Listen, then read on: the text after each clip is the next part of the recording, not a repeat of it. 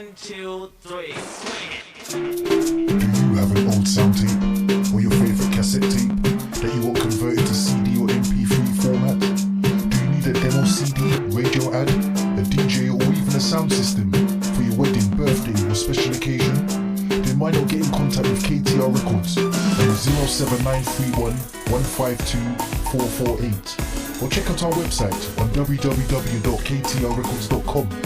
We have been in business since 2004 and also undertake community projects. So for your remixes, doublets and all your sound editing needs, why not contact KTR Records, official sponsor of World Jam Global Radio. KTR Records, coming your way.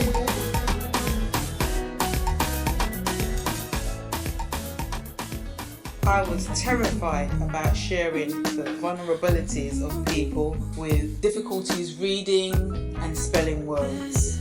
However, I could see the value in sharing, and I have taken the time to make some notes about this in my book, Dyslexic: The Silent Difference. You can get your copy now at www.a1tribe.com or amazon.com or amazon.co.uk. Thank you again, everyone, for your support.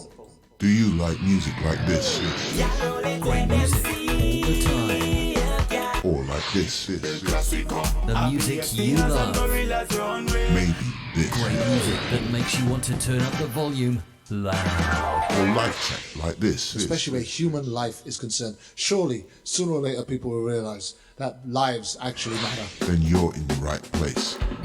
Keep it locked to World Jam Global, where music is harmony. Music 24 hours a day, 365 days a year. Yeah, you're a World Jam. Hotter than them. See live schedule.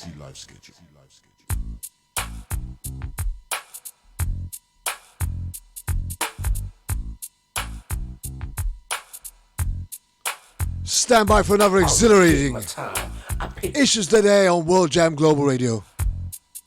Already did my time. I paid for my crime.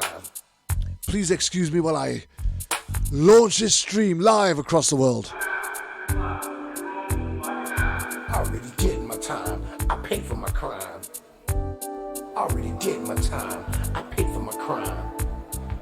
Already did my time. I paid for my crime.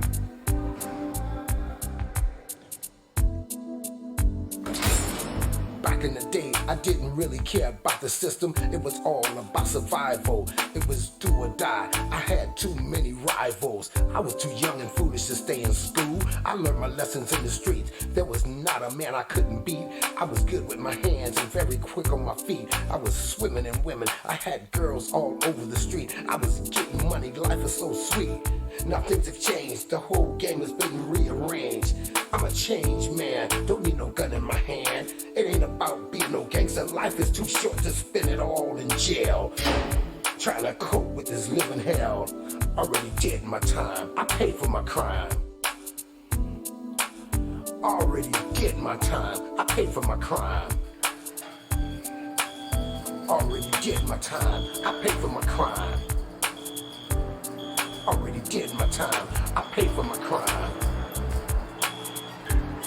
Already did my time. I paid for my crime.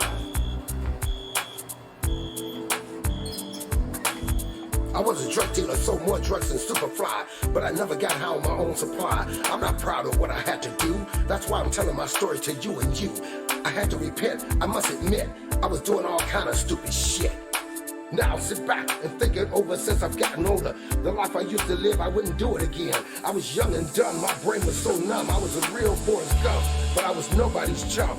Me and Billy the Kid had a lot in common. I was the real Terminator, much meaner than Arnold Schwarzenegger. I'd chew you up and spit you out like a real alligator, especially all you haters. The opening statements are going on right now. He could be facing life in prison. Prison.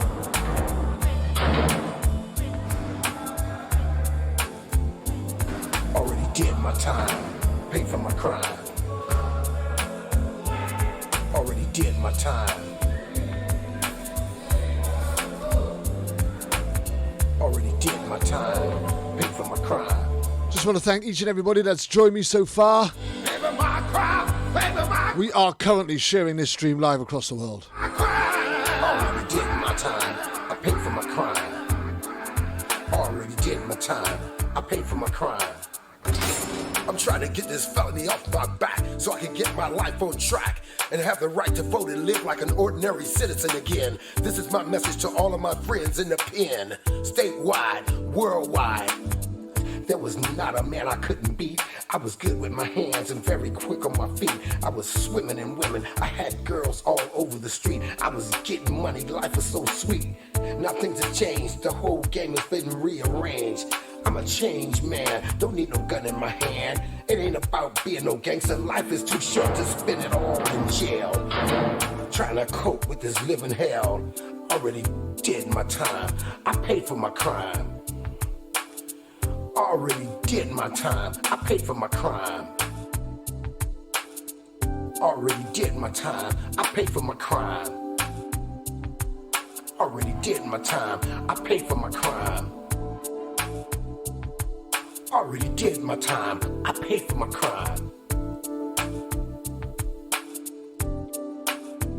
I was a drug dealer, sold more drugs than Superfly, but I never got high on my own supply. I'm not proud of what I had to do. That's why I'm telling my story to you and you. I had to repent, I must admit, I was doing all kind of stupid shit. Now sit back and think it over since I've gotten older. The life I used to live, I wouldn't do it again. I was young and dumb, my brain was so numb. I was a real Forrest Gump, but I was nobody's chump. Me and Billy the Kid had a lot in common. I was the real Terminator, much meaner than all. Now, you are joining us this week on Issues Today as we revisit the story of Captain Brian Babb. We are joined by his sister and advocate, Stephanie Babb, who has been fighting for justice, reform and change in how veterans are managed and supported when discharged from service. I paid for my crime.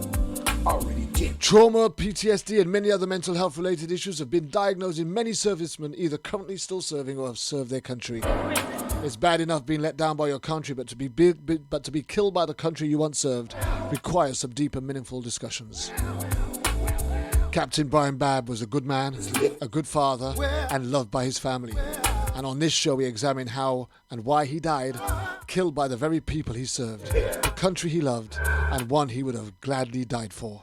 Yes, I am. Yes, I am. If you stand by, our guest this week, Stephanie Babb, sister and advocate for her beloved brother Brian, will be sharing his story and the journey Did my time. I paid. very shortly. Our Father who art in heaven, hallowed be thy name. Thy kingdom come, thy will be done on earth as it is in heaven. Give us this day our daily bread, and forgive us our trespasses as we forgive those who trespass against us. And lead us not into temptation, but deliver us from evil. For thine is the kingdom, the power, the glory, forever. And My name is Kervin Julian. This is Issues Today, and we are live on World Jam Global Radio, worldwide internet.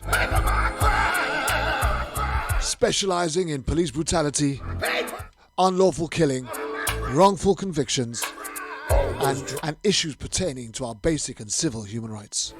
it ain't about nothing. You got a friend or a family member who's got a story to tell, please do not hesitate to contact us, either myself or my producer, TJ Teresa Gallagher. You can find her on here. And have the right to vote. I will be only too glad to listen to the story you've got to tell and give you an opportunity to tell it. Statewide, world, Stand by, folks. and put down those knives. Stop stabbing each other. Yeah.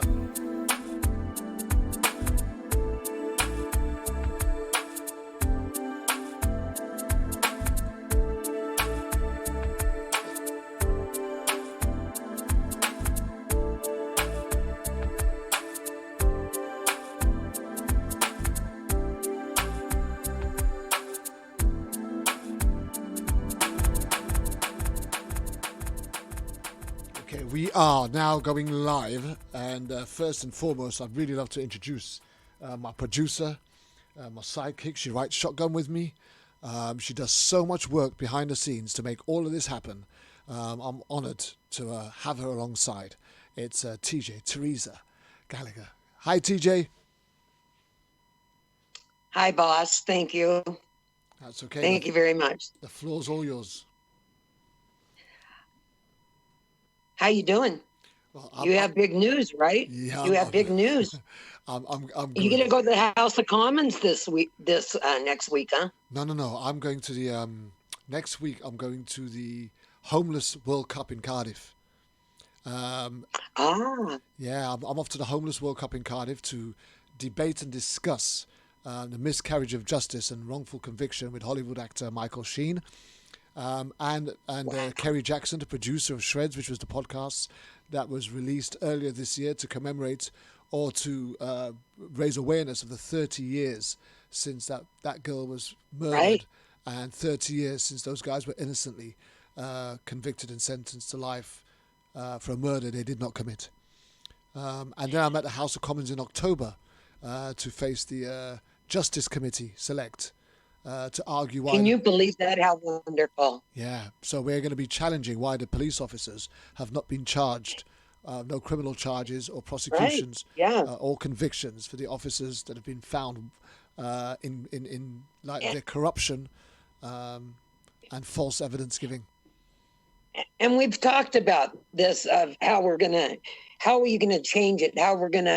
What do we do? And it is stepping into the as Percy would say, boots to the ground. Yeah. You have to, and here you are going into a legislative situation that is going to make change, and I think that's absolutely fabulous. Yeah. And you know what else? I heard you were promoted.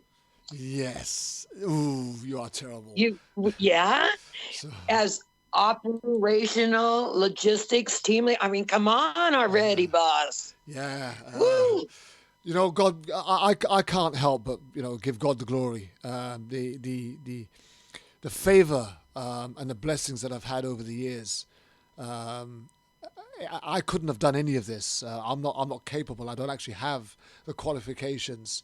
So for me to be going where I'm going and doing what I'm doing, I could only give God the glory and say that He is taking me all the way there, and there's a reason. He's taking a hand in it, isn't he? Yeah, He's leading, and you're following, and that's just awesome. And we reap what we sow. here's the funny thing, TJ. Everybody in the business was convinced that job was going to someone else. Everybody was convinced. And it was just a case of me showcasing myself and showing that I was interested and keen. Nobody believed that actually. Yeah, nobody actually believed I was going to get it. The two other people that was interviewed alongside me had 50 years experience between them. Well, see, there you go. So it can only be God. Shows me that they want the. You know what? You can't run away from what you are, boss. No. Congratulations. That's what Jonah tried to do, and he ended up in the belly of the whale, right? That's right. Well, I ain't going there. I'll go. God leads, I follow. Yeah, but yeah, it's a great time for me at the moment, and Yes. what we're doing here on we issues today. celebrate with you. Thank you, and I know that. And, Okay. and you guys actually honor me, so I'm really privileged to be working alongside you. And it's our honor. It's our we're very blessed. Everyone that's involved and circulates with us has got such a blessing to absorb. It's wonderful.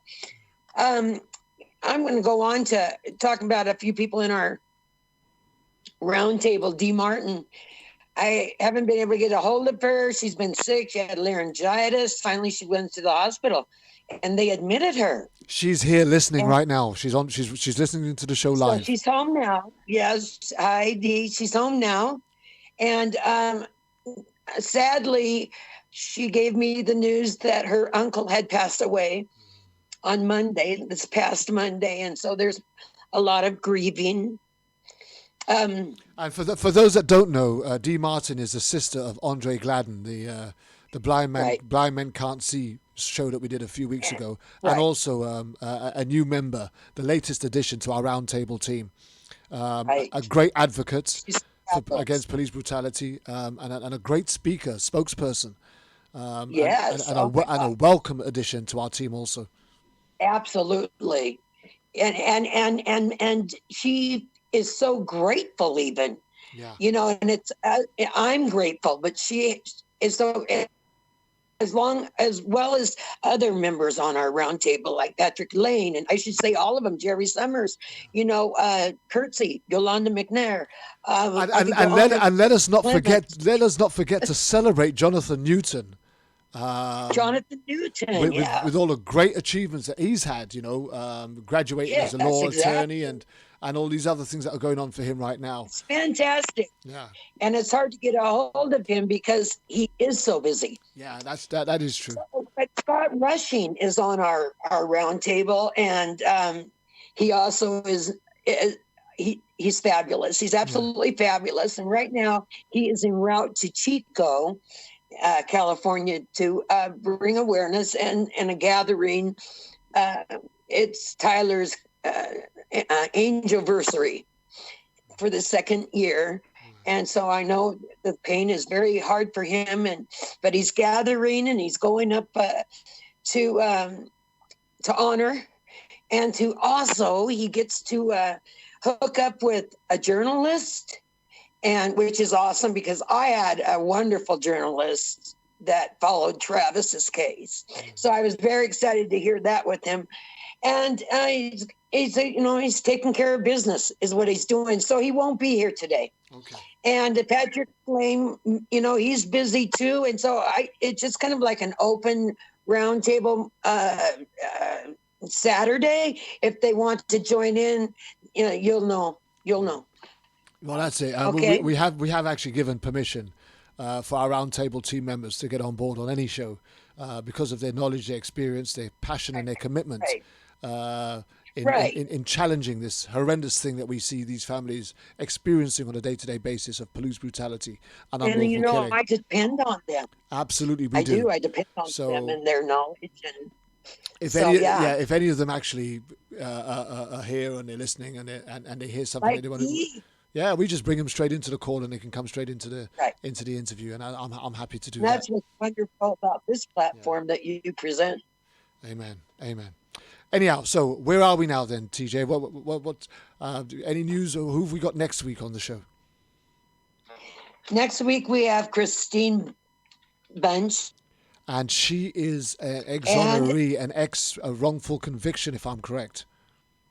That's right. Yeah. That's right. She's got a tremendous story to tell and a powerful ministry going forward, looking for reform and change in the wrongful conviction environment. So, and that's what we've been really coming together on these issues today a lot lately with exonerees and wrongful convictions. And so we have Christine, and then the roundtable.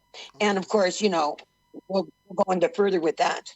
We're kind of booked up now until like the first of the year. I think I have 3 openings. So here's the thing, and I just want to tell the audience this because I've never in the history of the years that I've done this show ever had it so well managed as I'm having it managed by TJ, Teresa Gallagher, my producer. I've never had. She actually has issues today, fully booked every week, right up until the beginning of January next year. Imagine that, huh? What a powerful platform and testimony to the fact that we are fully booked right up until January. If you've got a story to tell, we can't get you in before January next year. That's how busy we are at the minute. And that's all down to her hard work and her efforts in communicating and contacting people and setting this all up. So I salute you. I celebrate you, TJ, and I thank you. And I thank God for giving us this connection, because you are by far. And I absolutely know without a shadow of a doubt that his hand is in this. Amen. With that. I just know that. And, how could it not be? It's too great. Yeah. How great thou art. And, I also give thanks to those who I had at the very beginning. Linda Sue, who was my first producer. She did an amazing job in helping us establish this. Get this up and running. Yeah. Give it. In fact, Issues Today was her name. She called it Issues Today, and she set up the first Issues Today Facebook page and Twitter and all the rest of that. And so thanks to her that we were actually up and running in this way. She helped Right. format Yeah. the template that we're using now. Right. Yeah. And then Teresa Calderes, who was my second producer after her, went on to, because they were two good friends actually. It was Linda that and had one or two people that come in between to help out. But meeting you, TJ, connecting with you is an absolute honor, and the way that we've got it now, I wouldn't change it for anything. So thank you so much. We honor you. Anyhow, let's move on, because we got a guest sitting in the wings who's probably bursting to get on tell our story. Who have we got? And she's wonderful. She's absolutely wonderful. Stephanie Babb, her brother this is one of those horrible scenarios that you don't ever want to hear about. Not that we want to hear about our children being murdered anyway, but here her brother was a captain in the service, and killed by his own people. Wow. So it's an update. And she's gone on to be such a strong, again, advocate.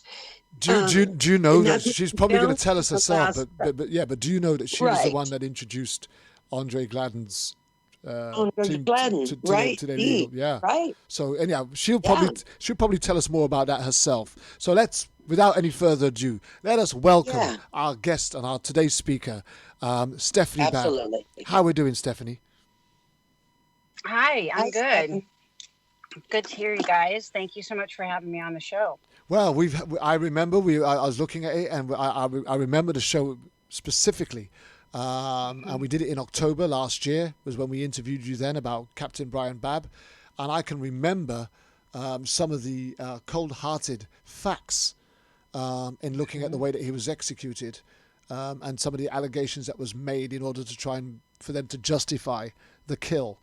And hopefully we're going to recap on that very shortly. But first and foremost, just in case people don't know, introduce yourself, Stephanie, and tell the audience who you are and what you're about and where you're from. Okay, well, that's where you always trip me up, because I can talk about anybody else till the day is long, but ask me about myself, it's a little bit harder. So I'm the youngest of three. I've got my older sister, Rhonda, and then Brian was the middle. I'm a mom of 4 kids. Single parent, work, I clean, and then I do, I've got my own business, and now I do this. It was almost like everything was set up for me to be able to do this. And I don't know how that works in the universe, but definitely that door has opened, and everything keeps falling into place. Unfortunately, it's for a really sad reason, but it is happening. So yeah, we're going to come to that very shortly. But surely you're a bit more. You're a bit more than just a single mom and a mother.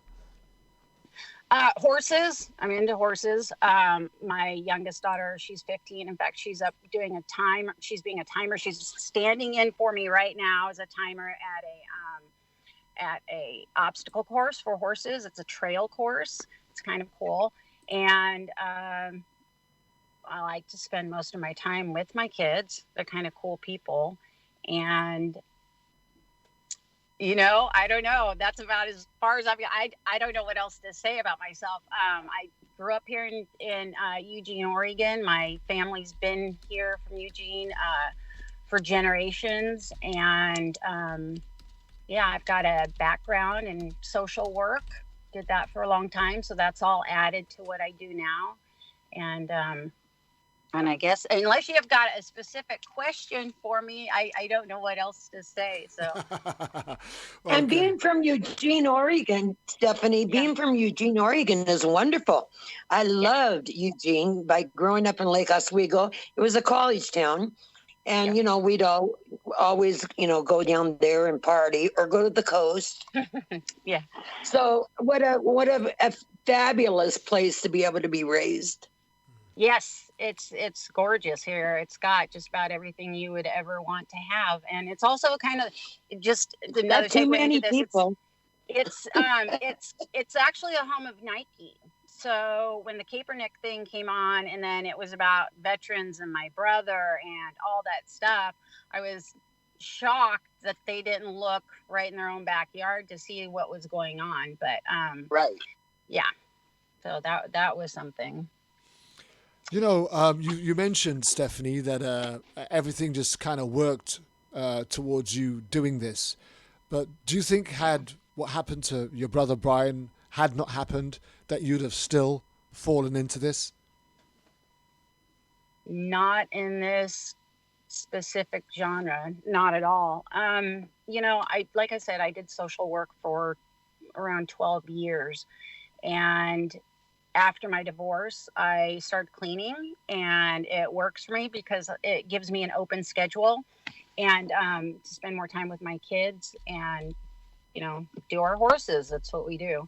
And so I really didn't think that was going to be something that I continued to do. And yet it's added and lent to this whole thing. So I guess that's what it is. And since you've started going down this path or getting involved in what we do or what you do, how has that changed the way you live or what you think or what you're doing? Wow, that's a good question. It's, I guess, you know how they say you're woke. I guess that would be a good way of saying it. Much, much more aware of what's going on around me and how it goes on around me. It's got me engaged in how things work, and not just my own specific life or lifestyle or my kids or my family, but how all that is so important to what's going on around us and what I can do to make a difference. So I kind of consider myself, I'm an advocate for sure, but I consider myself a reluctant activist as well, because I'm not that person. I'm not the person that would normally go out there unless there was something really strong. Then yes, absolutely, I'm the first one out. But on a regular basis, no. I don't do that. Now I do. Every chance I get, and I keep having more and more chances, and running into, meeting more people. Unfortunately, it's horrible, but the people are amazing, and there's a reason for it. I don't know, what that reason is exactly, people are put on your path, Stephanie. People are put on your path for a reason, and there's always a reason. We might not know the reason, but there's always a reason, and there are no coincidences. And all these people that are coming across your path are meant to be there. So everything is wonderful that you're absorbing that. Do you know what I'm saying? Yeah, let me just. It's like, it's not a fluke. It's not something magical. It is the Spirit of the Lord working with us and bringing the people together. And it is very tangible. And that's why you are being approached, where if nothing happened to your brother, your life would probably be quite different, right? It would be. Oh yeah, it would be significantly different. Besides my kids, this is my primary focus. It's what energizes me. I have an endless amount of energy, passion. Thank you. That's a perfect word for it. Passion to deal with this. It doesn't matter how tired I am if something comes to me, and it always does, in the weirdest ways, and so unexpected. I love that. I've come to just, well, there it is. And exactly, whether it's my brother helping me or whatever, the universe putting that energy out there for me, it keeps happening. And there's a reason, like you said, there is a reason. And that's, I think, getting this to change and what's going on, so families aren't going through the same there's going to be stuff all over and different things, but this is something we can do something about. This is huge. And so it just amazes me that something hasn't been done before now. Funny thing is, my introduction to wrongful convictions, police brutality, etc., started from a personal level. It's what I grew up into, what I was born into. As a black man in a very racist London back in the 60s and 70s, I was subjected to some horrendous and horrific behaviors from local police, which was to I'm sorry. form my opinions for years to come. But the level that I experienced was quite minuscule in comparison to what I've witnessed since. And my real introduction to miscarriages of justice in a big way came when I got involved with the Cardiff 3, as it was called back then, which was when these 3 guys were arrested for a murder that they didn't commit and were sentenced to life in prison. And I was sitting at home nearly 200 miles away when this came on TV. And I'm thinking to myself, I know these guys, and I know they couldn't have done this. And I packed up my stuff and I drove. I left London and I went to Wales and got involved in the campaign and became the head of that particular campaign. And I helped manage that and orchestrate that. In fact, we had the Reverend R. Sharpton come over from America and march with us through the streets of South Wales. And I've said this on many occasions. Unlike America, where you guys actually can spend a lifetime trying to get people out of prison, it took us 4 years. 4 years of campaigning to actually get it back to the Court of Appeals and get these guys released from prison, which is why there's such a momentum, a drive to get this into the House of Commons, to get this to legislation in place. Began, right? So that's when my passion began.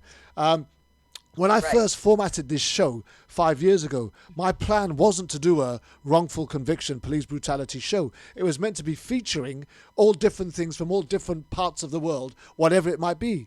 And I did the very first show with Pastor Greg Greer, who at the time was the advocate for Tamir Rice. On that show, we had Satish Sekar, who was the forensic journalist for the Cardiff 3. And then we had Dr. David Ramey, who was a professor at California University, I think it was, on prosecutorial misconduct. And that opened my eyes to the widespread corruption in the depth of miscarriage of justice, unlawful killing, etc. that was going on in America. And the following week, I was supposed to have another show on a different theme altogether. And we just scrapped up and said, Linda Sue, who arranged that show for me, said, I can give you another guest next week if you want. And I went, well, 5 years later, we're still here. We're still doing police brutality. We're still doing wrongful convictions.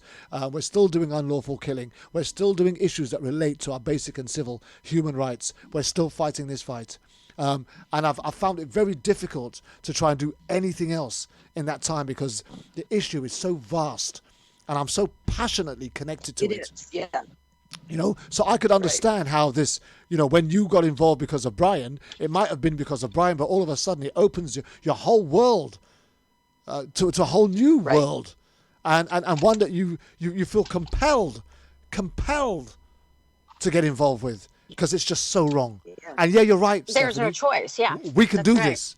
It's not just we can do this. It doesn't matter whether we win or not. We have to do it because it's a fight that we have to fight because it's right. It's the drive. It's right. The fight is right. And there's those people like my brother who pay the ultimate price. They pay with their life. You can't get any worse than that. It's not like being jailed. It's not like being in prison. It's literally paying with their life. Absolutely. And it's you know, and I get like when I talk to people about this and all the stuff that I've found out that I know now, like you said, that the criminal at the corruption, if I'm really hesitant to even tell a lot of people the truth. And some of the stuff I've even found out locally here in Eugene, it's shocking. I don't think people are ready to hear it. And I think that's why this has taken so long for this to get to a momentum where we're really starting to make change. It's hard for people to accept. It's that power structure that we rely on to keep ourselves safe, our communities, and to protect us are actually utilizing that power we give them against us. Yes. And so when you turn that around, who do you go to? So if a cop shoots my brother, they investigate themselves. So who do I go to look for answers? How do I find that justice? How do I find the truth? You know, don't. no. They are the authority. Yeah, you know, before we go into, because we're going to be going into your story or Brian's story very shortly, and the reason why you do what you do and where that has led you, I just feel the need to say this. I've had Jackie Johnson, that's Jackie Kendrick, that's Kendrick Johnson's mother, on my show, and I think on about 2 or 3 occasions. And one of the things that I found very frustrating when I first looked into that story is the amount of organizations and people that had turned against that family because they'd settled or tried to settle a lawsuit. It didn't take away from the fact that her son was murdered potentially and probably by 2 sons of an FBI agent who's refused to allow them to be interviewed to answer to where they were and what they did and what those implications are, and have allowed those that are potentially guilty of killing their son to ever stand trial or even be questioned to find out where the real killer might be if it's not them. But, you know, there are so many families that have had to settle out of court because there is actually no direct route into a clear and precise prosecution that leads to a criminal conviction where somebody gets the consequences that they should get for the crime that they've committed. And sometimes you're left with, well, okay, well, what else can we get out of this? We've got to get something. And I'm not saying it's right or it's wrong, and I'm not trying to endorse one or the other. But all I'm trying to say is, if you're an advocate for against police brutality, if you're an advocate against unlawful killing, if you're an advocate for wrongful convictions, people having to settle in court or out of court for whatever reasons, including them having to sign all of these documentations that silence them to not to be able to speak out against it again, etc. Please don't condemn them, because you don't know the depth of their pain. Exactly. You don't understand what they've had to go through. You don't understand. Nobody can turn around and say because they took their money, they don't miss their son anymore. And here's the thing is, when you look at that, and we want to go after the specific people that killed our loved ones or brutalized somebody. But the bottom line is this is an entity, this is an organization, and the way to punish them if punitive damages is monetary. It's money. You can't, oh, sorry, you got to go home, or they don't do that. So to hit them hard, you have to hit them the only way that works. If we hit them in the pocket more often, and start, they would eventually have to do something because they'd get fed up of having to pay out. But see, here's the thing: is the families, and this might happen to my family. I don't know. The families can take the money, and they can use it to move on to help. There's so much. This isn't about you look at what Corey Wise and the Central Park 5 have done with the payouts that they've got, setting up all of these advocacies and advice and counselling centres for people that are going through similar experiences as they have. I mean, you have to honour things like that. You really have to pay respect to these guys who went through a dreadful time, horrific experience, and yet have come out on the other side and said, you know what, for this money that I've got, I'm going to put it back into the very same industry that tried to take my life away. And you know what? They have every right to they have every right to take the money, go home, shut their door, and do whatever the hell they want. And get on with some sort of a life. Absolutely. They deserve it. But they put it back in because that's the kind of people. That's who we are. That's who we are. That's right. That's who we are. That's the type of people that we are. But enough of commending all the others. I think it was fantastic, a great introduction to this show. And I think honouring all the individuals that have actually struggled, suffered, and come out the other side one way or the other is a perfect way to go into what we're about to do.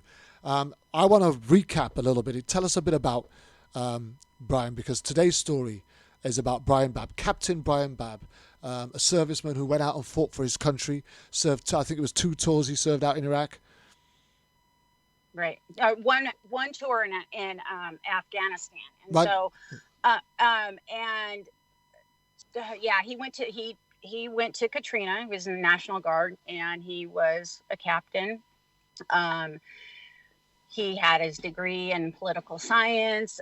He had his own business in construction, and Brian has 2 kids that survive him.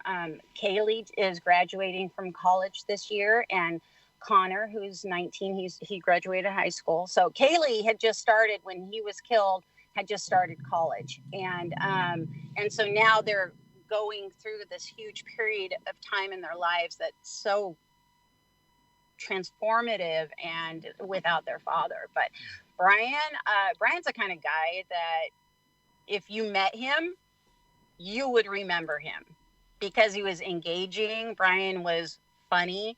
But more than that, he kind of had an energy about him that made him memorable. You know, I know everybody knows that kind of person, right? That you mean, you're like, oh yeah, I know that person, right? And so that was Brian. He had that kind of energy, and he's the kind of guy that you could call and say, hey, I need help. Yes. Stephanie, can I elaborate a little bit on that? Absolutely. When my boss asked me to see if you wanted to do another show with us, I looked it up because I was not his producer back in October when you were on. And so a little bit of research and stuff. And I found, just looking at the picture of Brian, to be so warm and so engulfing. You could tell he had a spirit about him that was just, he was a catalyst. And I kept going back. Good word. Back to it. And I kept going back to it. And, you know, it just drew me to him. And then, of course, you drew me when I saw your pictures. He was wonderful. He seemed like such a wonderful father and brother, and just a really swell guy, you know. And so very, very, very charismatic. Yeah, exactly. Good word. Exactly. And so that would be Brian. Yeah, he grew up hunting and fishing and trapping, and he would go out in the mornings and go into my grandfather's orchards, and he would trap and take the little gray digger's tails. And, you know, before he went to school, he would go do that. And that's the way he grew up, and kind of that cowboy, you know, old school kind of guy, but smart and educated. And, yeah, Brian has a million stories, but yeah, if you met him, you'd know him, you'd remember. Very true. Do you know,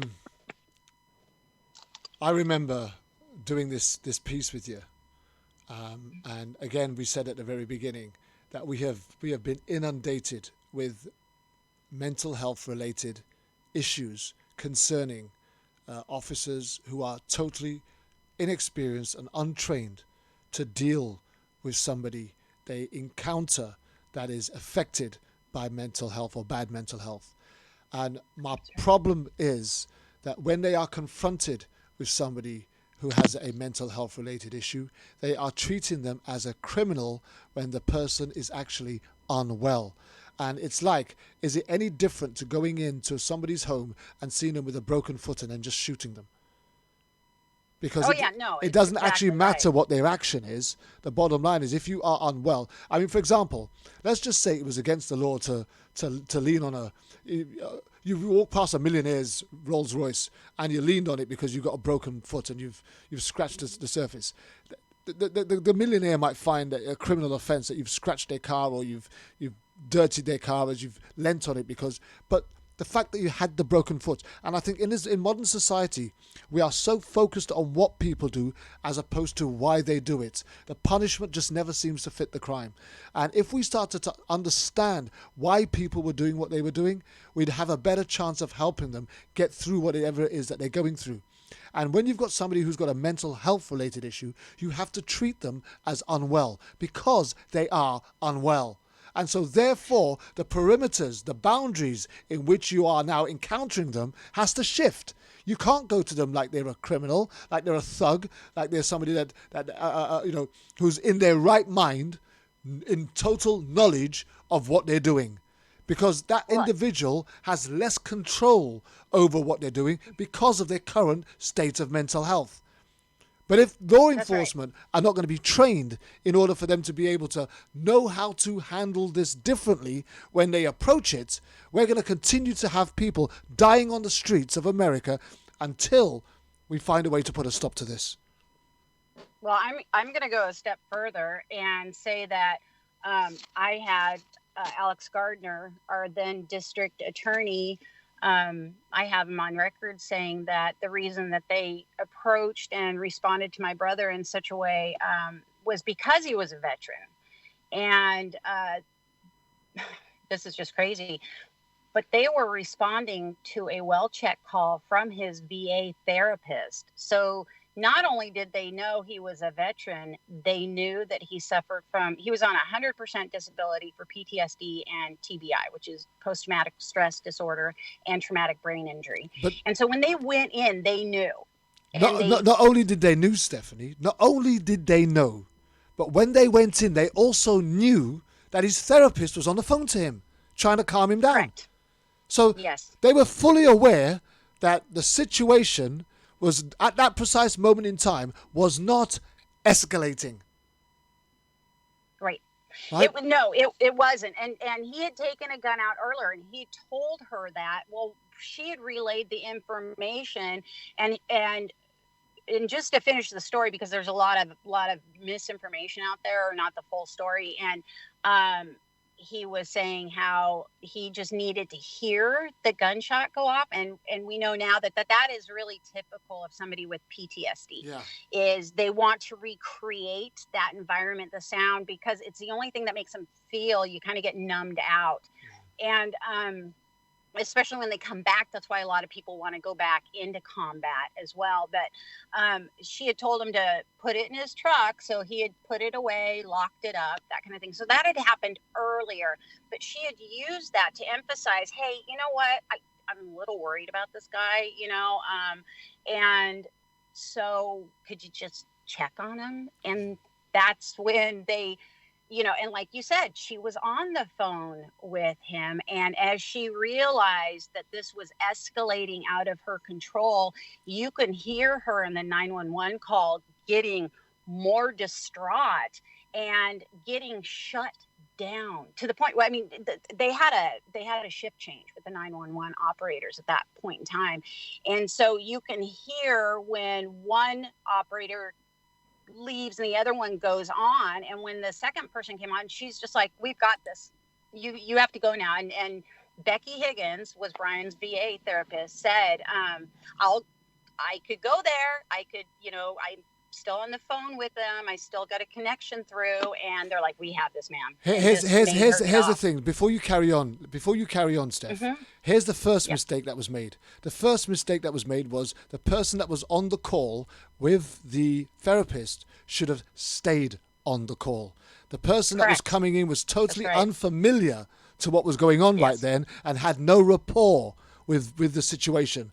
They had no attachment to what was going on. Had no inside in the lawsuit, they were this unknown or unnamed 911 operator, and I want to put out there that they do an amazing absolutely job. We're not going to question that. However, yes, they do, and props to him. But however, that under these kind of circumstances, we have to be more careful. We have to be more mindful about what we do.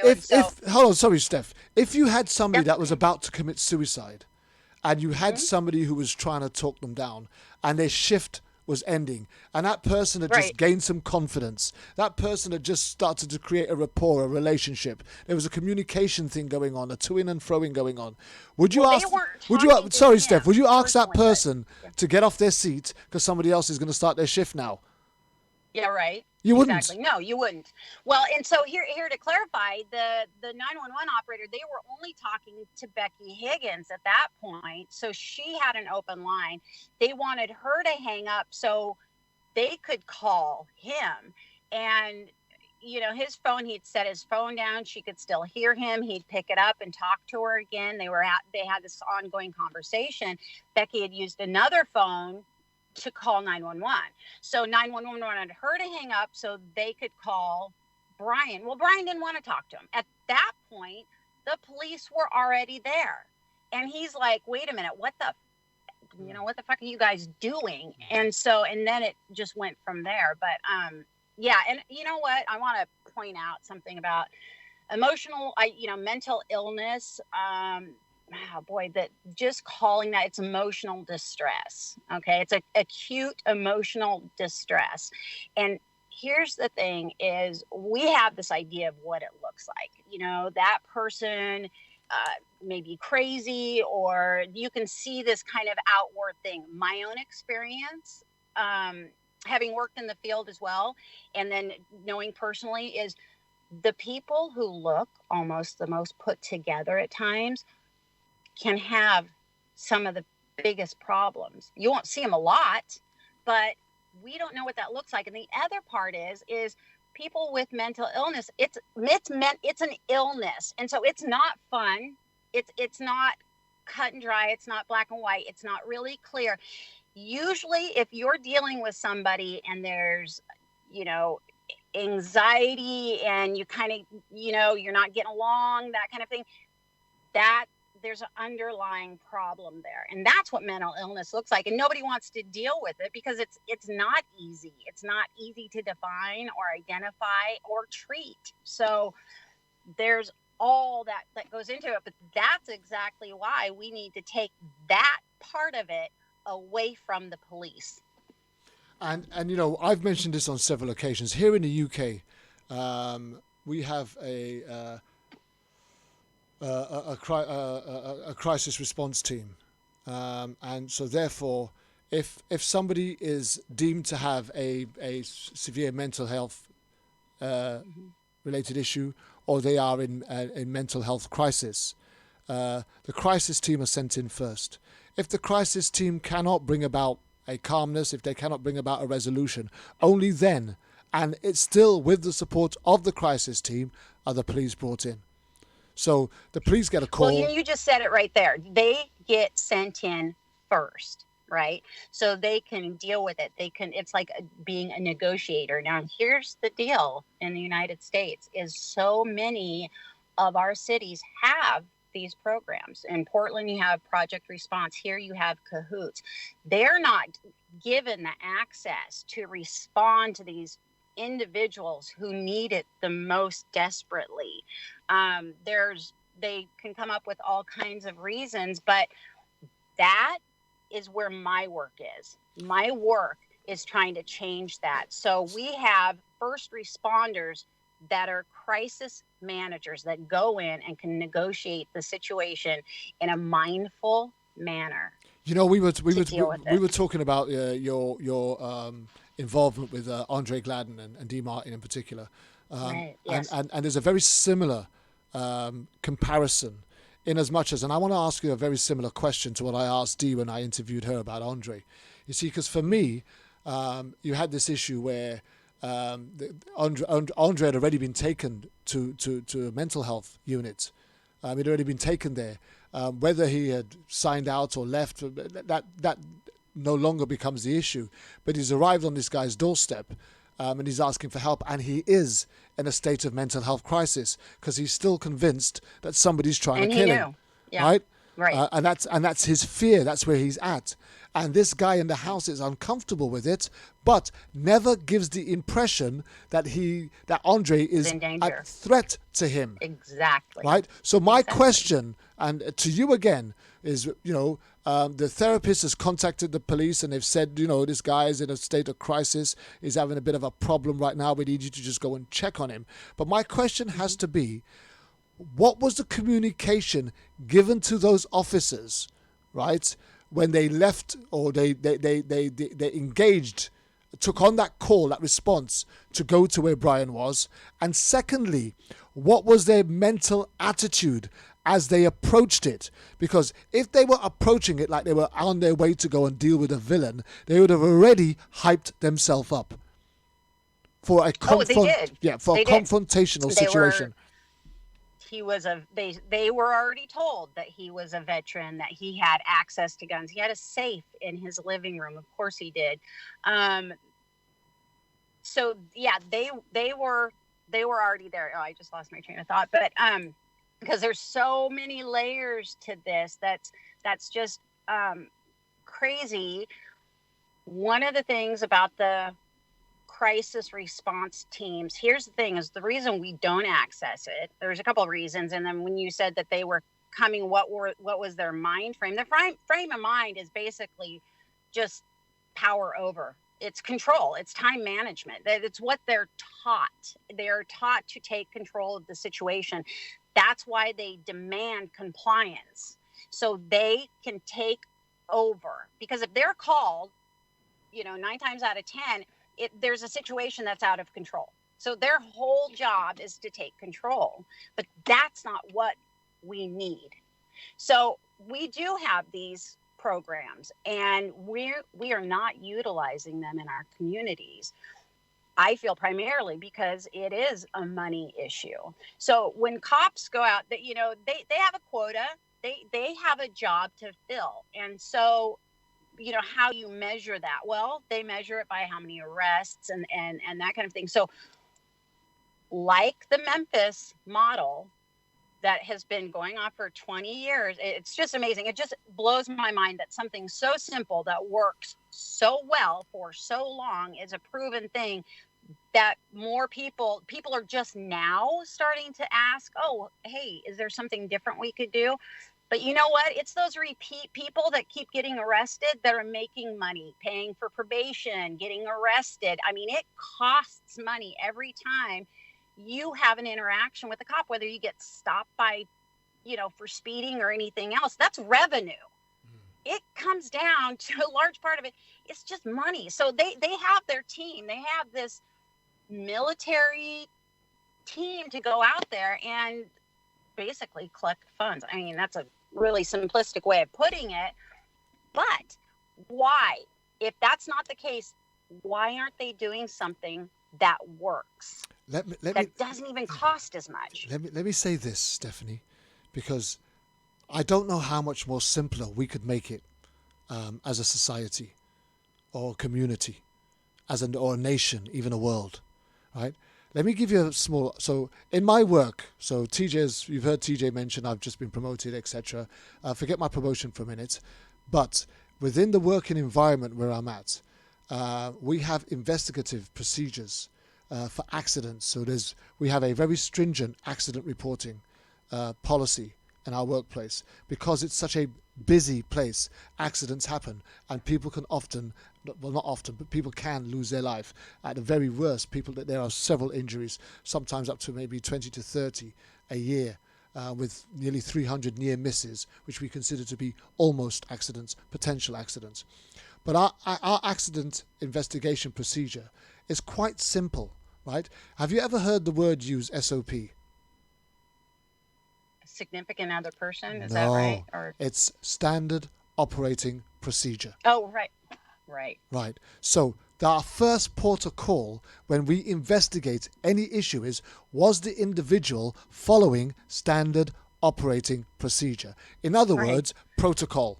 Right, protocol is another way of saying it. Yep. So what's the police protocol for dealing with this type of event? What's the correct protocol for responding in that kind of way? What's the correct protocol? What should you do when you encounter this? How should you approach that if that happens to be the case? And these are things that people are trained with.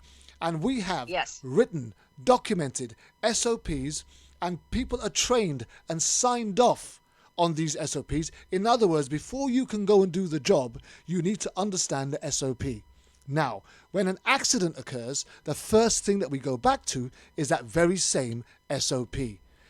Was the individual following the SOP when this incident took place? If yes, we move on. Right, okay, so then what happened next? Right, because we've got to follow that procedure. Now, the point I'm trying to make is this. If the individual was not following the standard operating procedure, already we have a problem with the individual. And that's where the investigation goes. And we now start looking into why they didn't follow the standard operating procedure. Now, they might come up with a thing, well, normally you're meant to use your left hand, but my left hand was hurting, so I used my right hand. No, I didn't actually think it was as high as that, so I just stood on a box, and then the box gave way, which is why I fell. They can give a whole part. Now, not every accident is going to be treated with severity, because you might turn around and say, well, okay, we could understand why you did that, but there will be some sort of reprimand. It might be a note to file. It will stay on your file for 12 months, etc. Because your accident could have caused an accident for someone else. So we are all responsible for the health and safety of ourselves and each other. That's our principle. Now, I only work in a manufacturing company. We make the fuel tanks for Jaguar Land Rover, right? So how much more should somebody who's serving their country, who's got people's lives in their hands, be responsible to a standard operating procedure that has a simple guideline that protects everybody and gives everybody an opportunity to follow step 1, 2, 3, and 4 until they get to their end goal? What's wrong with that principle? Exactly. Well, I'll tell you what's wrong with that is we have this thing in America called qualified immunity. And so what that does, and I've actually heard a judge say this, that a cop has sworn to keep the peace. They've sworn to uphold the law to the best of their ability, to the law, to the letter of the law. So when you go into a courtroom, the prejudice is automatically, legally in favor of the police officer. Okay, that's a given. So we can go. Because they have to. Right. We can go even further, Steph, because we've actually argued qualified immunity on our roundtable discussions on several occasions. Jonathan Newton, former law enforcement officer and graduate law attorney now, headed that first debate that we had on qualified immunity. We've since had 2 more or 3 more debates revolving around qualified immunity, and the qualified immunity equates to vague as well. It equates to this final sentence, that if the law enforcement officer is unaware of which one of your civil rights that he has breached, you cannot prosecute. That's his saving grace. That's qualified immunity in a nutshell. In other words, so define that. He has to be. Define that. Yeah, So he has to be aware of which one of your civil rights he's breached. And if he says he doesn't know, then that protects him. Simple. Right. Or if he feels fear, he can shoot you. If some kid is gonna has a cell phone or something, if they say that they feel fear, then that gives them impunity to not be prosecuted for shooting, even if that person isn't holding a weapon. So these are the laws, these are the things that we have in our justice system that originally happened because we needed to have police have that power to control things and keep the peace. That's when it was still keep the peace or to protect and serve. But now, and especially as we continue to put more and more money into the military, and the military, all their stuff comes back into America and gets rolled over into the communities for the police to use, whether it's a Bearcat or weapons or armor or anything else. And it continues to rise. There's so many layers to this, but I want to jump back really quick. What you were saying about having the Rex and their standard operating procedure, right?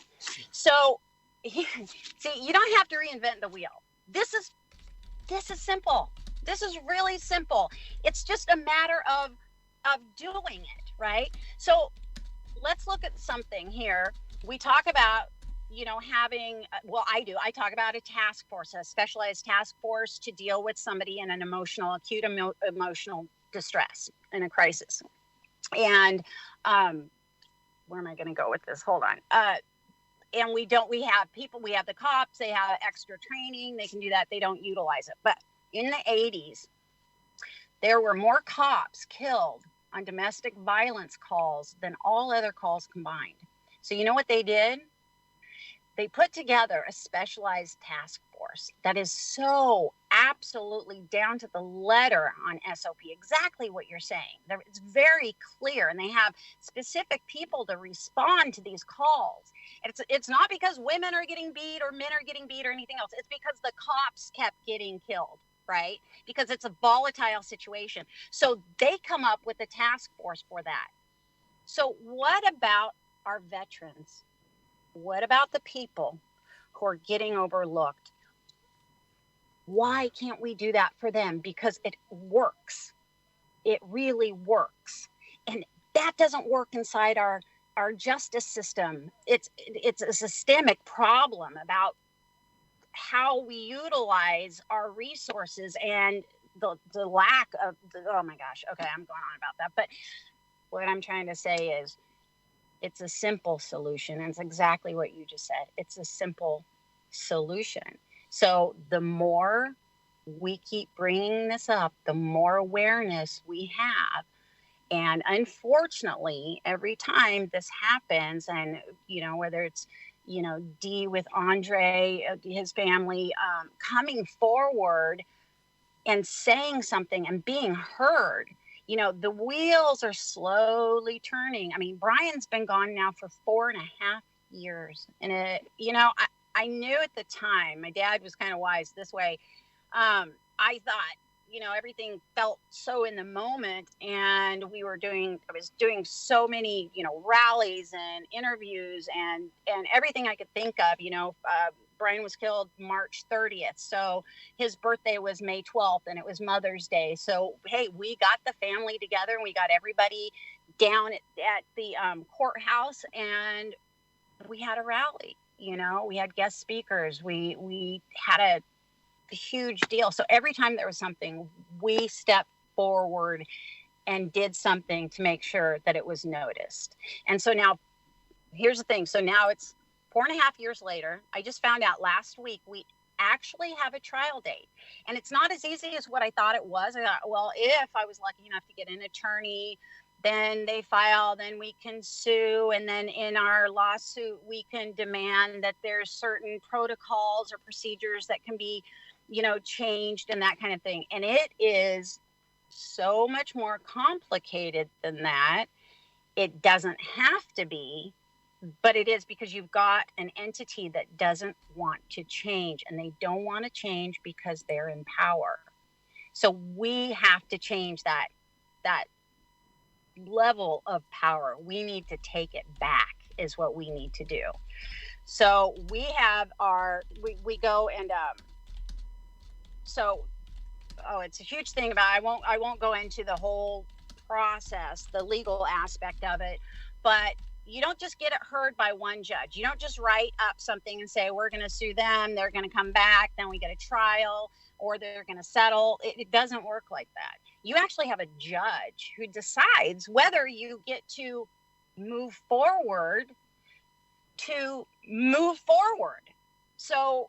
you get to this point years later, and, gathering evidence and witnesses and forensic information, everything, and you have it all together, and you have a judge that can look at it and go, well, you know what? The law says that cops can pretty much do what they want. And yeah, that sucked for you. But, it's the price that somebody has to pay if we're going to keep the peace, right? There's a lot of judges who do that. A lot, because they know these cops. They see them in their courtrooms. These cops come in, and every time they have a traffic ticket or anything else, they're familiar with each other. So it just makes it easier. Okay. So to keep everything in control. But we got through that process, and then our case was given to another judge who decided if the original judge's decision was sound. Again, thank God we had a judge that looked at the facts. And when you look at the facts, and this is what most people don't even get an opportunity to have, are the facts. And that's going way back to the very beginning. But in a federal case, so we have a trial date, and it's February 18th of 2020. So here's what's interesting, is where this is going to roll is in June. We have the Olympic track and field trials here in Eugene. There's going to be a much greater police presence. There are going to be people from all over the world converging on our, hometown right here. And the police, I'm just waiting to see what's going to happen, because they like to do a lot of things that make it look like they're doing okay, right? It's like Dee and her family, they had the opportunity to actually sit down with the chief of police of Portland, Danielle Outlaw, and the mayor, Ted Wheeler. And they all went in and they were ready. They drove up from California and they're like, we have questions. They had an attorney with them, Tim Volport, that's local counsel from Portland. And they go in and they're expecting answers to some of the questions they had. And, you know, what the police had been given or what the media had put out there and everything else. And you know, it's not just them, it happens to everybody, but their job, the mayor's job, is to make you feel like you're heard, to make you as an individual, as a member of this community, heard, that you have a place here to do something different and to acknowledge this great pain that you've just been through, and then turn around and do nothing about it. And what they did to the Gladdens is they didn't even answer their questions. Everything came out. The Gladdens were like, okay, well, that wasn't so bad, but, you know, we expect them to be like, oh, get out of here or whatever. They're nice. They're engaging. It's their job to be okay. They come out, and within hours, we had a press conference, and within hours, the chief of police released information about this knife that Andre never had a knife. They knew it. The family knew it all along, and the police knew it all along, but they waited. And then they didn't even tell the family while they were sitting there in private, had an opportunity to get it out, and then they released it to the media. Hours later, they drove up from California to talk to him. And these guys wait, and they smiled, and they said everything that the Gladdens were hoping to hear. And then they did that. That's what we deal with. That's what they did to Brian. You know, you look at the newspapers. What do you see? You see my brother's feet, my dead brother's feet in his doorway, and you see this hellacious looking rifle laying right there with a scope, and it looks very, you know, very intimidating, very daunting. So that's the picture the media puts out there. And I'll tell you why, because the cops talk to the media first. And that way they have a symbiotic relationship. The media can get their information from the police, and then the police can put their spin on their narrative on whatever the situation is. And they can do it because they don't get enough information. So the less information we have, you know, you can't ask what you don't know. So in my brother's case, the gun that was laying there, my family, I knew, like the Gladdens knew with Andre, that he didn't have a knife. We were like, what the hell? I mean, why would he have a gun like that? That's ridiculous. And then we were looking at even where it was laying, it didn't make sense. And these are evidence photos. So when they were called out, the cops admitted to, this is crazy to me, admitted to picking up the gun and putting it in position in order to take the evidence photo. Wow. No fingerprints were taken. No. Yeah. They're like, well, we had. Oh, to hang on. You're You're kidding me. No, I'm not. That's not even. So I don't think the audience quite caught that. I need you to repeat it slowly. Okay.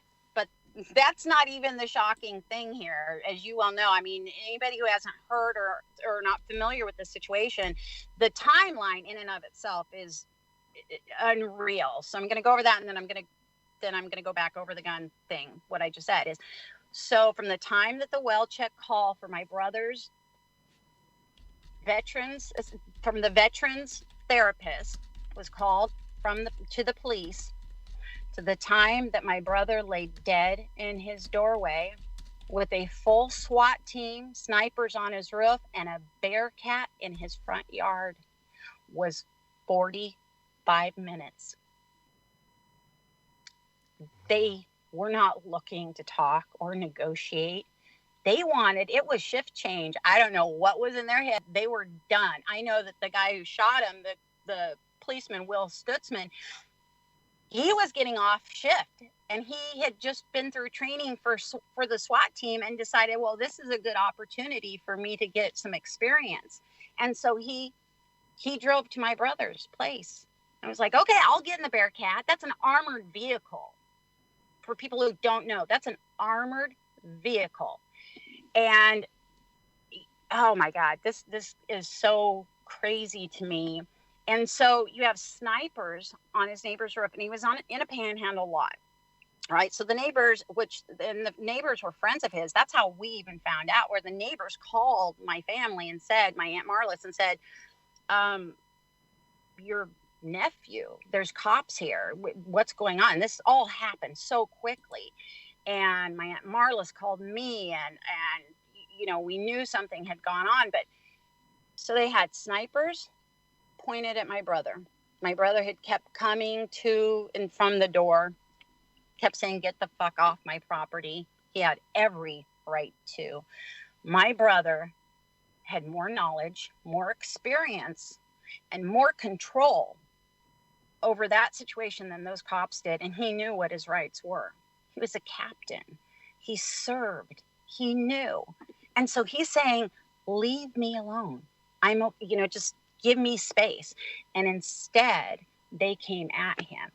So the Bearcat, so Will Stutzman stood up out of the turret lid, 2.5-foot steel turret lid, to shoot my brother over a 6-foot fence, and 2 6-foot fences and a tree, because he felt like he was in danger. Now, he claims that he looked down the quote unquote barrel of a rifle.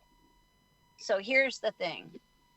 All you have to do is look at a diagram of the property. It's impossible. There's no way. And then you go, okay, well, at least they would have their videos, right? They'd have their vest videos. They'd have the videos on the Bearcat and all that. Well, nope, actually they don't, because all the vest videos, any audio malfunctioned 2 minutes before my brother was killed to 6 minutes after. Where in the fuck did that go? Everybody? You're telling me that everybody that was there at that moment lost the ability to record any action that happened within that period of time? I mean, I'm actually looking at a diagram from his doorway to where Stutzman was standing in the roof hatch, and there's absolutely no possible way. No, there's not. You could stand there, you can look at it. But here's the thing, is Will Stutzman and all of his,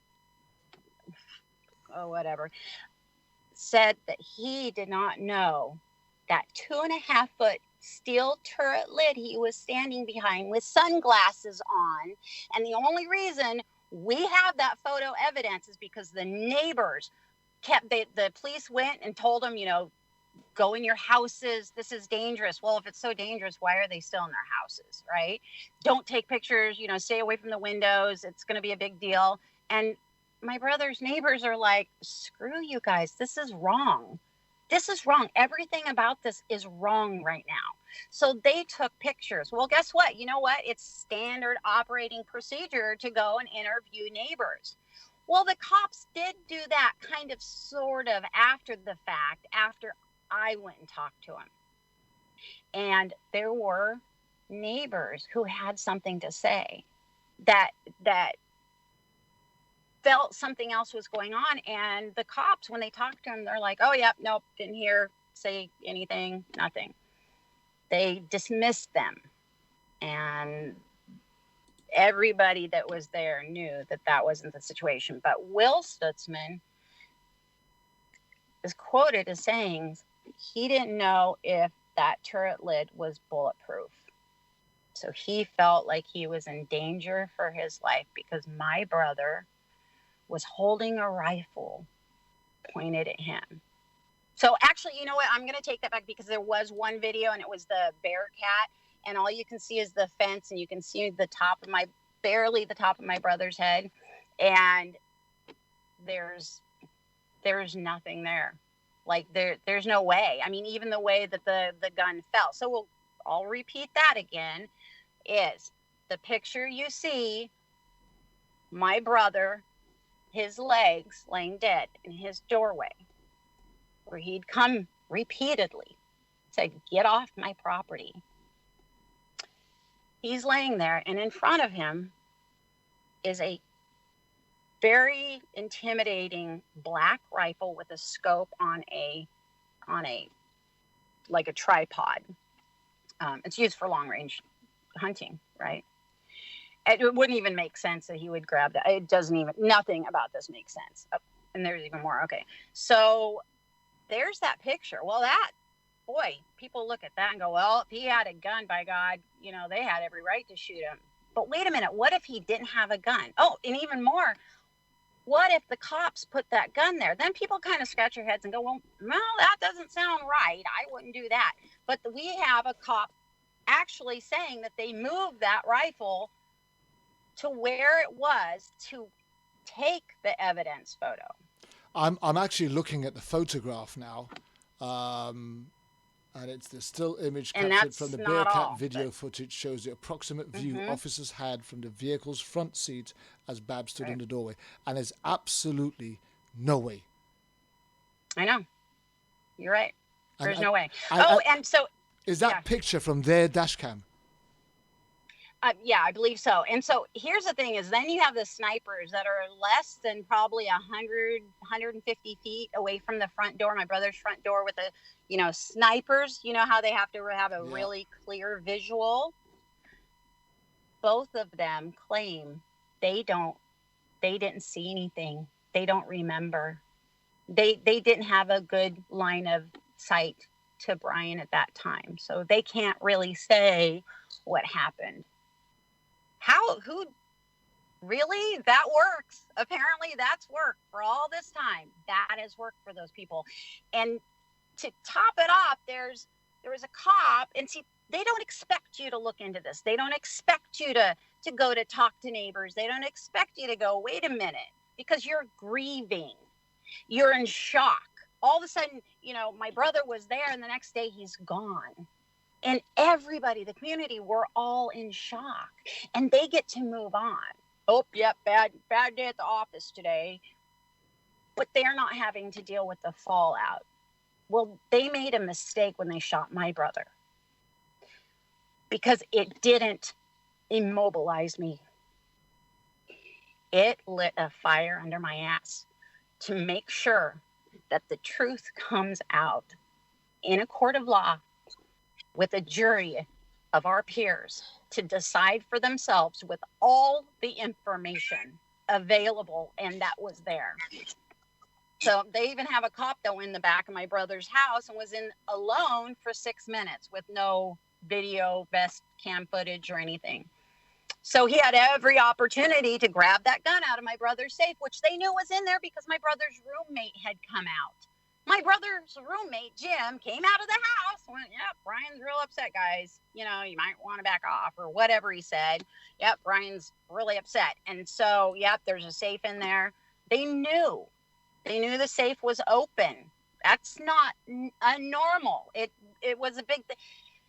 So they had a cop go in the back door and he was in there alone for a significant period of time with no witness, with nobody to keep him accountable. And then this gun that they just happened to lay there at the feet to get this evidence photo that they didn't get any fingerprints on. So they couldn't see if, you know, maybe the cop did pick, you know, nothing. That's the whole point of doing that stuff. I know I'm missing like a million things because there were so many aspects of that 45 minutes that happened that just boggles my mind. And if that can happen and a life can be lost so easily, we're in trouble. Wow. America's in trouble. Because the people we pay to protect us have now flipped the script. And we are the ones who need protected from them. You know, this story, for the second time, has left a really emotional scar. Because I feel your pain, Stephanie. In amongst your passion and your commitment to seek justice, I feel your pain. Here's just a very simplistic, and I don't even want to make this trivial, but I was having a thought, and God gave me this word last night, and it's in my workplace. We're encouraged to make what we refer to as small step improvements, and they're things that we actually get applauded and rewarded for. So as an employee in the workplace, you see a way that something can be improved. You go to your line manager, you say, look, we do this way, but I think if we did it that way, it'll be better for everybody, and it works, That's great. right? And Right. your manager then will tell you, okay, we'll go and create the project, and I'll sign it off. Once it gets signed off, it gets added to the standard operating procedure, and it gets signed off by managers and directors alike, and the health and safety department.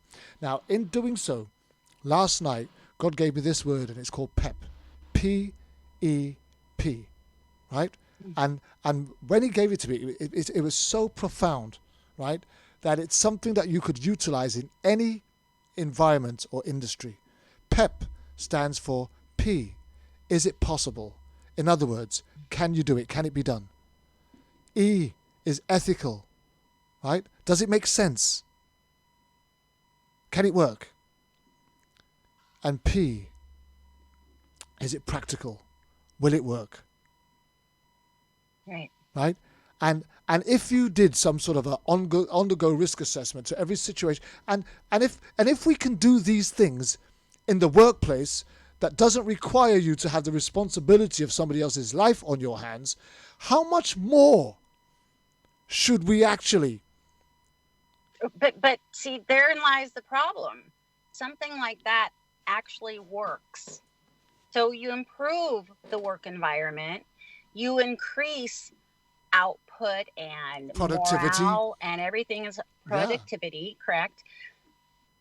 But if you were a policeman and your productivity, your everything was based on your arrests, which they are at this time, because it makes revenue for the city, then things are backwards.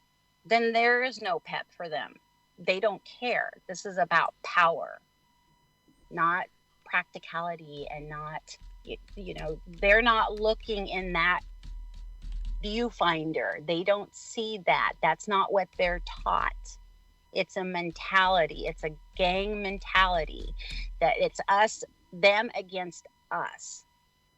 And it doesn't work, because people like my brother, a veteran, whom, like I said, the DA said they came at him with guns blazing because he was a veteran. And we aren't getting less veterans. We're getting more every day. And as we are trying to, try on the idea that these people are coming back, they fought for our country and they're coming back damaged. They sacrificed their emotional well-being to keep ours safe. And this is how we repay them. This is how we repay them. And there's the more veterans that are coming back, we need to do better. That's where I came up with Brian's bill. When Alex Gardner, the DA, had said this is because of a veteran, Brian's bill it was about the policy and procedures. It was about standardizing policy and procedure to respond to veterans in distress. Now, I took it one step further and said I wanted the VA to create a task force to respond to these men and women who need them so badly. And almost 5 years into this, it's not just veterans. It's people that are having an emotional crisis, because we're getting people like Andre or John Elifritz, and that are in complete crisis mode, and they get attacked. They're getting attacked, which is the opposite of what would work in that situation. So instead of the de-escalation and trying to get to a point of managing the situation, the mentality of these police is power over, in order to gain control so they can fix the problem. This isn't something you fix. This is just the way it is. And we've got to do better by the men and women who have fought for us. It's our job. Do you know there are hundreds and thousands of potential Brian Babbs and Andre Gladdens, Right. that have already lost their lives and are lying in wait to lose their lives if some resolution, some way of resolving this cannot be brought forward. And what we got to bridge that gap. what I can't understand, and what I struggle to comprehend the lack of urgency in trying to find a resolution for, is for the correct training and equipping of law enforcement officers to be able to A, exercise discretion, B, understand the environment that they're going into, C, be equipped with some sort of de-escalation tactical awareness that says hold fire, help is coming. There should be a standard protocol for responding to somebody who is in a state of mental health, right, that is different to the protocol that is required or expected when you are going out to go and deal with some gangbanger. Exactly. And that's where you just named my job. That's my job right there. That's what I want to do. I want to bridge that gap between the cops getting a call and them responding to it, being first responders, and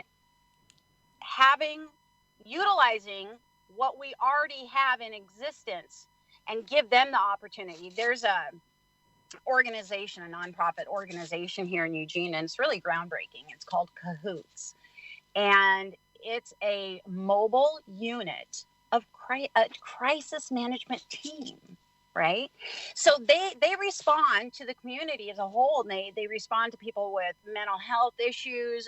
They respond to alcoholics, people who are having drug and alcohol issues, and they resource them to the places that they can get the most help. But most of all, they take them in and they're able to deal with them in the moment, right? And it works. It really does work.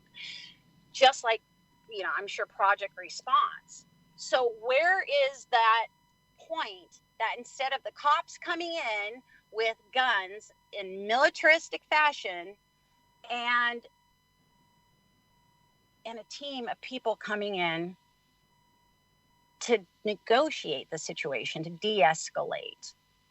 So this is what just kills me. Again, I'm just going to keep saying it over and over and over again, like the Memphis crisis team. Now, those guys are cops, and they've got statistics. And so there's like 8 cops.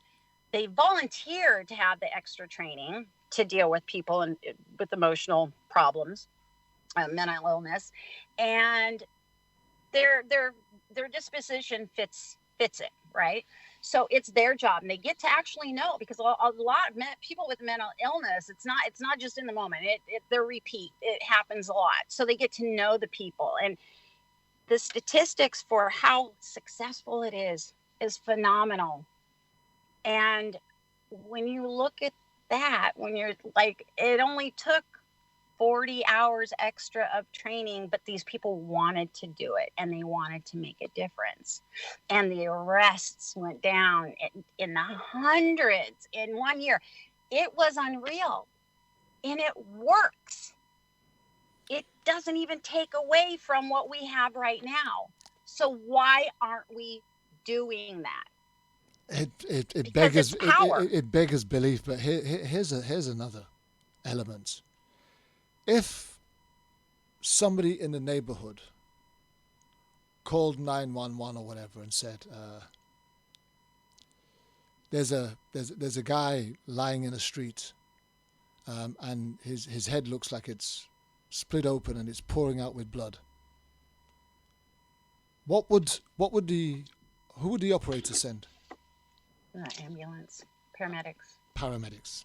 They'd send paramedics because that person needed medical assistant, right? Now, 9 times out of 10, when the paramedics are on their way, the police are also on their way to support in whatever way that they might need to. It might be to direct traffic. It might be to keep the crowds at bay so that the paramedics can get on with their job. To make sure that the area is safe for the paramedics to be able to go in. Right? That's it. Right? If a building's on fire and they're called, they send the fire engines in first as the first responders, but the police also come because the fire engines might need special access. They might need vehicles being moved out of the way so they can get closer to the fire. They might need people to be evacuated and made safe, and all other sorts of things that the police can assist. Exactly. So when 911 are called and they are dealing with a known mental health related issue, why are hyped up, militarized, gun-toting thugs sent as first responders? I don't know. You know, I can venture to guess. And that's why I keep coming back to the same thing that kind of propels a lot of people. Because until these individuals are shot and killed like rabid dogs, paramedics and ambulances are not even called. Right. They're only called to help try and resuscitate the corpse or take it away. Yeah. So we're dealing with this thing arse backwards. Oh yeah, cahoots. They were on the site with my brother at my brother's house. I mean, there were an enormous amount of responders there with the SWAT team and the cops and everything else, and they weren't allowed to have any access. They weren't even given an opportunity to talk to him. So this is a man inside his own home that's set back away from the road, behind other houses. So he's not, you know, there's no danger to anybody around him, and it just doesn't make sense to me. Reading the depositions, reading what happened and their account of events, I don't think they really know what happened, because they asked. I mean, Will Stutzman said, "Did I shoot him?" He wasn't even sure at first. It just lacked that. Well, it lacked what military has. And military has training. They have a training and they have a protocol, and they're very clear about it. And that way, you know where the buck stops in the line of command, in the chain of command. Whereas, you know, that day with my brother. And where is that accountability? Who is responsible for deciding when it's right to shoot? Who is the one that says hang fire? You know, we're still dealing with this. Hold on, his therapist is still on the phone calming him down. Stand down. Yeah. He's not a threat at the moment. Who decided at 45 minutes up? Enough's long enough. Time, End of shift. We've got to go now. We've been here long enough. Yeah. Call in the corner. You know, who does that?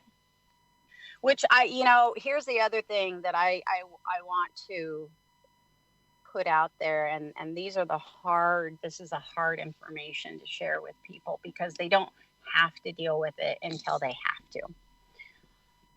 But after my brother was killed, my family shut down and they were in shock. And I was the one who told my sister after my aunt had called me, and then I had to tell my parents and the whole thing. And so I'm sitting there going, where's my brother right now? If he's dead, where is he? So I had to call the police station and say, hi, my brother was just shot by a police officer. So who has his body? Is he still home? Where is he? What happens now? So that goes to the ME, the medical examiner, because they do an autopsy. It's just that standard procedure. So they haul him off to the hospital. They do that. And then I talked to the ME. I'm the one who called and found out all the information. And then you get asked, well, is there a funeral home you want them to go to? And so you got to figure that out. And then you get a bill for the refrigeration for how long, this is like right after it happens, like how long that person was in refrigeration. You have so much to deal with. The cops, it's easy for them because the families are immobilized. Well, here's another thing. I went through the training in the early 90s for the district attorney's victims and witness advocacy program. So my job, my training, it was a volunteer position, is to walk victims and witnesses through the court system, be the one with the cop to be the emotional support when the news was broke to them that maybe a family member had died in a car wreck, to be there for the families. That was my job. And what happens with families who lose loved ones to police violence, they're not considered victims. They're not considered victims. So you're on your own because they don't want to have anything to do with you. Because the more information you have, the more questions you'll have. And if you start asking those questions, people are going to look and go, what the hell happened? Just like my brother.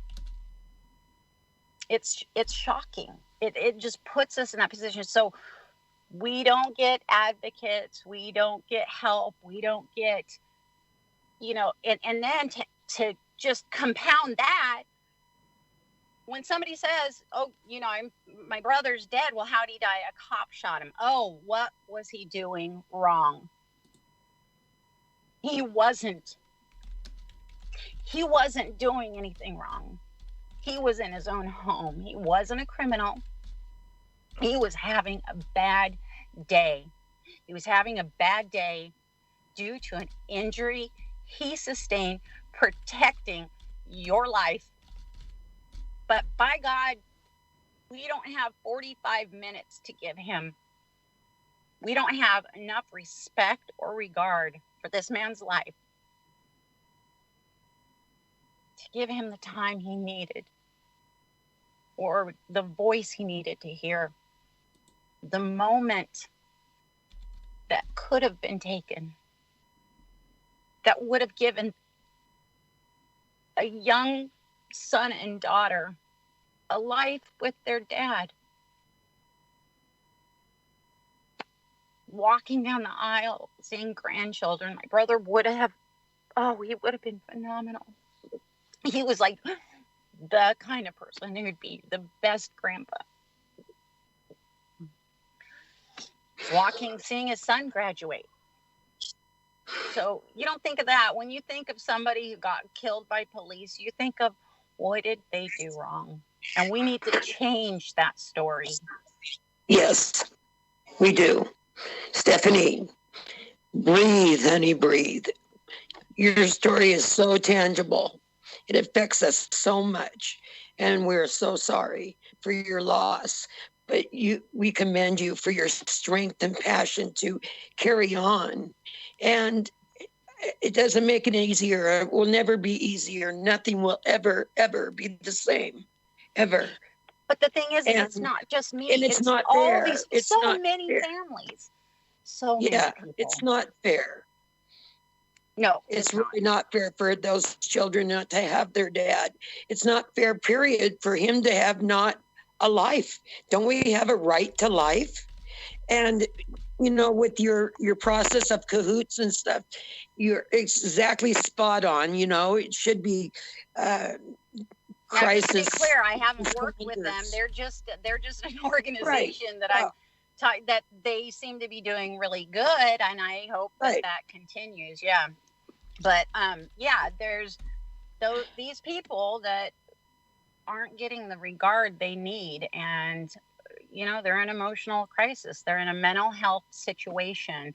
In fact, our attorney Andrew Stroth out of Chicago, and Carlton Odom, and then local counsel Tim Volport from Portland represent 3 cases which you guys are very familiar with. Two other besides my own, actually more than that.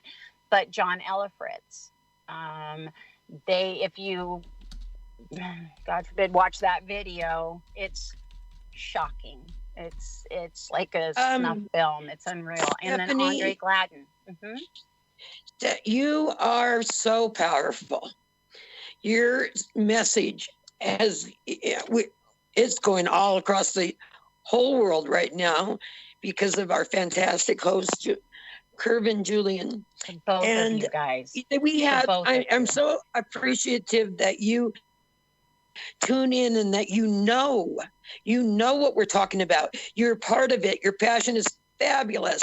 And, we have a roundtable that we ask special people to be a part of. And my boss would ask me if I would ask you if you'd like to be a part of that roundtable where we can discuss these important issues and have qualified, if you would, the invitation for you to join I would be honored. Our team. I would be absolutely honored. Thank you so much. That.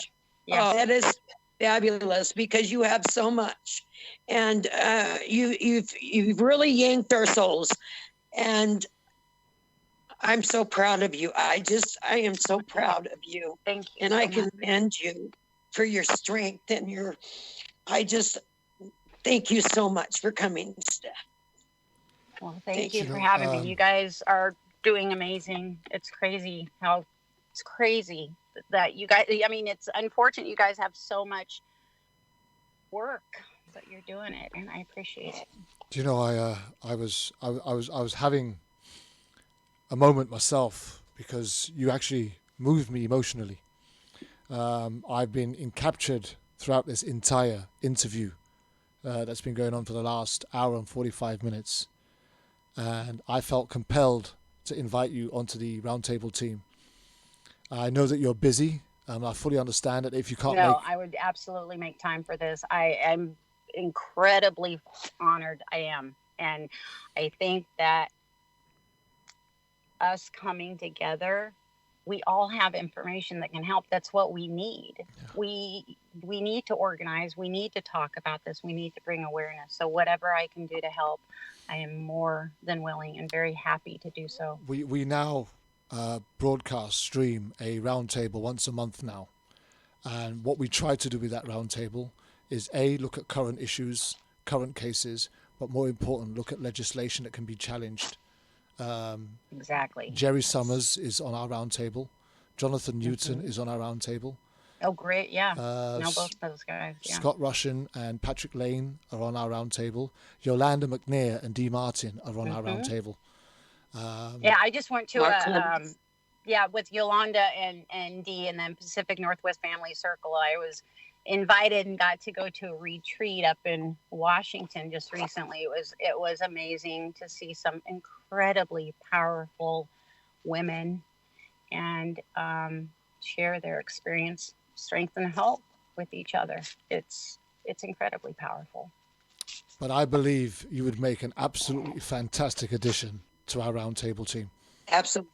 It's not even a team; it's a family. Yeah. Right. It's a family. We are a family, and we discuss things throughout the week. We are. You'll see messages popping up. I'll add you to the Issues Today roundtable team messenger chat, and you'll see that we'll drop in messages to each other throughout the week, even in between shows and outside of shows, and right. Great. And you understand that connection. You will connect instantly, Stephanie. I mean, instantly. By the way, Dee Martin, who's struggling with laryngitis at the minute, says a wise decision and welcome to the round table. Thank you. And Patrick has already. So sorry you don't feel good. Yeah. We're all in this club that we had to pay the ultimate price to join. So we're all these reluctant club members, but even though I haven't chose the people that I'm in this club with, I am so grateful to each and every one of you and the energy and the time and just the love all of you put into this. This is happening. We are doing this. Yeah. We are making a change. But we do this. We do this every week, and every week another story gets out there. Every week, some other person who's obscure and their versions Oh, of thank God events for you, has been Curvin and minimized TJ. I swear, gets you out there. guys. Yeah, exactly. That's what we need. We need to be heard, and you guys provide the vehicle to do so. And it's what we need to do. Yeah, I would be ecstatic. Okay. I'm very Now, touched. just so you know, you don't have to attend every one. We'd like it if you can attend every monthly meeting, but not everybody can, and we understand that. But as long as we've got a combination of our roundtable team each month to take on a particular issue, we're happy. And Right. the extension of that is our roundtable team are actually permitted to join any show that's going out live. If they feel that Oh, there's a wow. contribution Good that they want to give, if they want, if it's somebody that they want to support, if it's somebody that they've introduced to the show and they want to be involved with and show their support and encouragement for, there is an open invitation. Because I already have you on speed Okay, dial. so you guys have to hear this really quick. This is really, TJ, you and I have talked about this, how things happen, and I said it at the beginning of the show and everything else, and I went into this today. Right. I'm at a point where we're going to go to trial. Hopefully, I want it to go to trial. But more than that, I've been advocating for Brian's bill and what that looks like and the legislation, like Curvin was saying. So I went in this hoping for some personal clarity of what direction I was going to take this. Right. I do have an incredible format, platform, and opportunity, and I've been holding back because I want to make the correct decisions when it's the right time to make them. So I came into this thinking, so you guys just provided me with what I needed to get this together, and I can use you guys as a sounding board with your guys' ideas and input, knowledge, and experience. You guys can help me make that decision. Well, actually, help me put it together. We think that way of you, Stephanie. We think, that's what we think is our roundtable is full of just the pockets of one of our team members or two of our team members calls it the think tank. That's and, great. It's where we get together and we can, we do make a change. We do make a change. And I'm watching this transpire, so it's an advocation for you. And what my boss is going through, the changing and the growth, it's fabulous. It's absolutely. You know what? You guys, I'm so sorry to jump in on you really quick. Now I can talk. Geez. Okay, so when you asked me to tell me something about myself, one of the things that I grew up doing was my mom was really into politics, and she used to work for President Ford. And when Betty Ford would come into town, they went and saw my mom. She was a president of the Northwest Reelect Campaign Committee or something, and then she would do a lot of stuff. So that I kind of grew up with some knowledge of that. Summers going to county fairs and in the booths and everything else for governors and that kind of thing. So I have a base knowledge or at least experience of what we need to do in order to move forward. And now I see it happens. I'm so appreciative. Yeah. Right now. Well, here's the thing: we're just on the verge of reimbursing on another United Nations director, because we had one show that we had lined up, and the show was all scheduled. I'd connected with him. He was due to appear, and then he just didn't show up on the day. But we're back. I've been speaking with the person I've been dealing with this week, and we're back in with another shout with another United Nations who is dead keen on getting involved in this. And our sole aim is looking at somebody that has international influence to maybe help us tiptoe through the legislative minefield that we'd have to go through to bring America's law enforcement to heel to international statute. That's all right. Just as an aside, I don't want to put anybody off by my mom's choice of political parties or anything else. I think this kind of supersedes one side or another. This is so important. That's amazing, curve, and that is amazing. We are making headways, and whether we realize it or not, people are listening. People are being touched. People are being He impacted. is amazing. Yes. We are amazing. We make a great team. We have a fantastic platform of listening audience who encourage us weekly. But more importantly, we have people who trust us enough to allow us to help them tell their story. And To that's, tell the truth. that's Yep, it. that's right. And the one thing that we offer different to every other form of media that's available is that we allow the victims to tell their truth unedited, uninterrupted, and uninterfered with. And we don't challenge it. Well, we do challenge it, but we challenge it in a positive way, because the bottom line is we do our research You bring out first. information. Absolutely. Yeah, exactly. You guys are so knowledgeable about my situation, and like you said, up until I found Andrew Stroth like just about a year and a half ago.